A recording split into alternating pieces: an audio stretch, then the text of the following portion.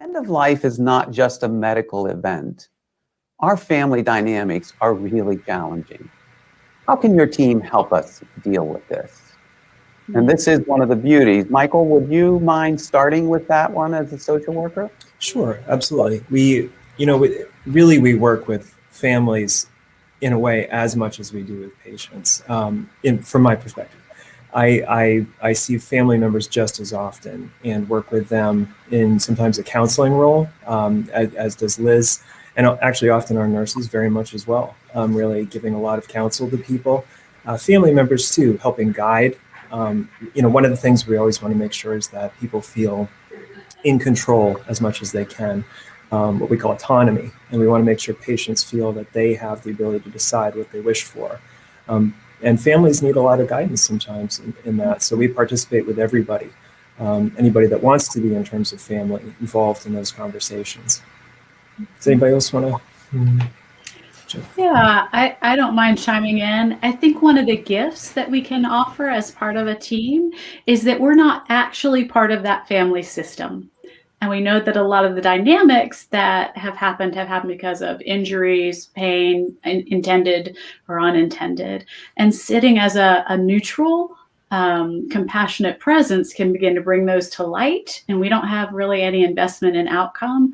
So we can begin to allow each person to have their voice and maybe even hear one another in a fresh way. The two words that come to mind when I hear that question with challenging families is facilitation and boundaries. Michael and Liz, they know how to talk to people. I can help you with your nausea, but I don't always know those conversations. So it's great that we can have team meetings, and when a patient or family member says, oh man, we got all this stuff going on, I might suggest, how about if I have our social worker and chaplain come with me to the next meeting? You bring in whoever you want, and we can help facilitate that conversation. It makes it a little safer than the family doing it on their own. The other thing that can do is set some boundaries for them, to kind of help them visualize what that might look like and make some suggestions to help those challenges. Well, I might be the only one in the room here that grew up in a perfect family, but families are messy.